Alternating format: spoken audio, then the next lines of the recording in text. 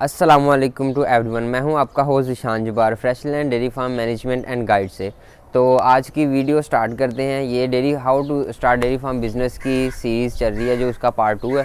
इसमें जो 2 टॉपिक्स को मैं कवर करूंगा, उसमें सबसे पहले तो ये है कि हमें कितने एनिमल से जो है डेयरी फार्म का बिज़नेस जो है इसको स्टार्ट करना चाहिए, और हमें किस ब्रीड के या किस नस्ल के एनिमल्स को अपने फार्म में लाना चाहिए ताकि हम अपना बिज़नेस स्टार्ट कर सकें। तो चलें वीडियो को स्टार्ट करते हैं।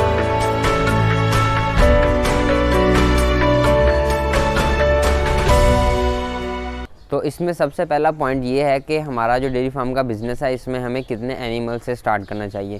तो मिनिमम वैल्यू जो है आपको अगर डेयरी फार्मिंग के लिए, तो एटलीस्ट कम अज़ कम आपके 5 एनिमल होने चाहिए, 5 मिल्किंग एनिमल होने चाहिए, क्योंकि आपके डेयरी फार्म के एक्सपेंस जो हैं उनको भी कवर करना है। तो ये ना हो कि आप अपनी पॉकेट से पे करते रहो और 6 महीने 1 साल बाद आप उकता के कहो जी मैं ये बिज़नेस नहीं कर रहा, इसमें तो अर्निंग नहीं हो रही, ये हो रहा है। तो एटलीस्ट जो है ना आपको 5 एनिमल आपके मिल्किंग होने चाहिए। और अगर आपका बजट का कोई इशू नहीं है, तो मैं जो रिकमेंड करूँगा आपको कि 10 एनिमल से अगर आप स्टार्ट करते हैं तो आप अच्छा रह जाएगा सिस्टम आपका मिल्किंग का जो आउटपुट आएगी, उससे जो मनी आएगी वो आपके जो बाकी एक्सपेंस हैं उनको कवर कर लेगी। तो दूसरा पॉइंट हमारा है कि ब्रीड का इंतखाब, नस्ल का चुनाव हम किस तरह करेंगे। नस्ल का जो इंतखाब है वो एक डेयरी फार्म की प्रोग्रेस के लिए बहुत ज़रूरी है, क्योंकि अगर हमने कोई गोल सेट किया है और हमने नस्ल का इंतखाब गलत कर लिया है, तो 5 साल बाद हम अपने उस गोल को अचीव नहीं कर सकते, क्योंकि नस्ल जो है वही जो आपके डेयरी फार्म का फ्यूचर होती है। अब ये डिपेंड करता है कि आप किस एरिया में रह रहे हैं और आप कौन सा इन्वायरमेंट अपने एनिमल्स को दे रहे हैं।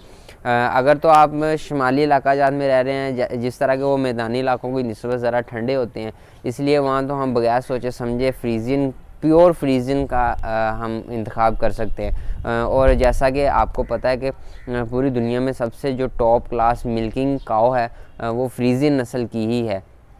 अब ज़रा अमेरिकन डच जो है उसकी भी आउटपुट काफ़ी बेहतर है, लेकिन फ्रीज़न का ही हमारे ये जो अवेलेबल हैं ज़्यादा, वो फ्रीज़न को ही चूज़ करते हैं अपने डेयरी फार्म के लिए।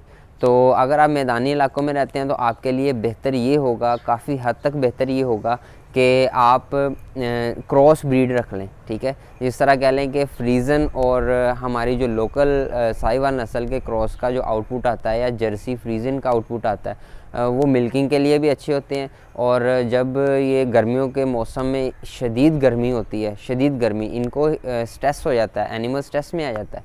ठीक है, हीट की वजह से टेम्परेचर जब ज़्यादा होता है तो ये इनकी मिल्किंग एवरेज भी कम हो जाती है, और आपके लिए इनकी हेल्थ को मेंटेन रखना भी काफ़ी मुश्किल हो जाता है। उसके लिए हमें इनको डेयरी फार्म के अंदर प्रॉपर हवा का इंतज़ाम होना चाहिए और प्रॉपर शावर्स लगे होने चाहिए। ठीक है, ताकि जो आपके फार्म में जो टेम्परेचर है उसको नॉर्मल कर सकें, क्योंकि अगर टेम्परेचर नॉर्मल नहीं होगा तो ये फ्रीज़न गाय जो है, ये तो ठंडे इलाके की काऊ है सर, तो ये हमारे यहाँ इधर सर्वाइव करना इसका गर्मी में बहुत मुश्किल हो जाता है। तो इससे जानवर जो हैं उनकी डेथ भी हो सकती है, और होती भी है, जो कि ना तजर्बाकार लोग जब प्योर फ्रीज़न का डायरेक्ट बिज़नेस स्टार्ट कर लेते हैं तो उनके लिए काफ़ी मुश्किल होता है कि इस बिज़नेस को आगे लेकर चलना। तो अगर तो आपने मैदानी इलाकों में प्योर फ्रीज़न रखनी है, तो सर आप उसको अपने प्रॉपर इन्वायरमेंट दें उसको। अगर प्रॉपर इन्वायरमेंट होगा तो फिर आप सर्वाइव कर सकेंगे, और फिर ही आप अपने इस बिज़नेस को आगे ले जा सकते हैं। और अगर आप प्रॉपर इन्वायरमेंट नहीं दे सकते और आप बिल्कुल बिगनर हैं, आपका बैकग्राउंड डेयरी फार्मिंग से रिलेटेड कुछ भी नहीं है, तो आपको क्रॉस ब्रीड एनिमल से स्टार्ट करना चाहिए। क्योंकि अगर आप 6 महीने 1 साल तक इसके साथ अटैच रहेंगे तो आप बहुत कुछ सीख सकते हैं। ठीक है, जब आप प्रॉपर सीख जाएं कि एनिमल्स को ट्रीट किस तरह करना है, एनिमल को मैंने गर्मियों में किस तरह रखना है, मैंने इनको सर्दियों में किस तरह रखना है, मैंने इनकी फ़ीड कौन सी देनी है, तो जब आप खुद प्रैक्टिकल कर लोगे, इनके काफ्स को किस तरह रेस करना है, इनके बच्चों की ग्रोथ हम किस तरह करेंगे, तो आपके लिए काफ़ी हद तक इजी हो जाएगा इस बिज़नेस को आगे लेकर चलना। और जब आप एनिमल का इंतखाब कर लें और अपने फार्म में एनिमल्स को ले आएँ तो उससे अगला स्टेप होता है कि इनकी जो आर्टिफिशियल इंसेमिनेशन या इनकी मसनूई नस्ल कशी होती है वो सेक्स सीमन से करें और उसके लिए एक अच्छे डॉक्टर का इंतखाब करें, क्योंकि आपके फार्म का जो फ्यूचर है वो टोटली डिपेंड करता है कि आपके नए पैदा होने वाले जो बच्चे हैं उनमें फ़ीमेल बच्चे कितने हैं, मतलब बछड़ियाँ कितनी हैं।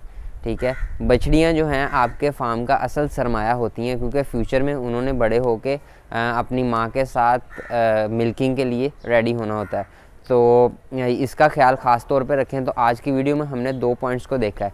एक हमने ये देखा है कि हमें कितने एनिमल से मिनिमम स्टार्ट लेना चाहिए, और दूसरा ये कि हमें किस तरह एक नस्ल का इंतखाब करना चाहिए। तो इस तरह की वीडियोस लेकर मैं मज़ीद आपकी खिदमत में हाज़िर होता रहूँगा। इस चैनल को सब्सक्राइब करना मत भूलें, और अगर वीडियो अच्छी लगे तो इसको लाइक ज़रूर करें। जज़ाकल्लाह, अल्लाह हाफ़िज़।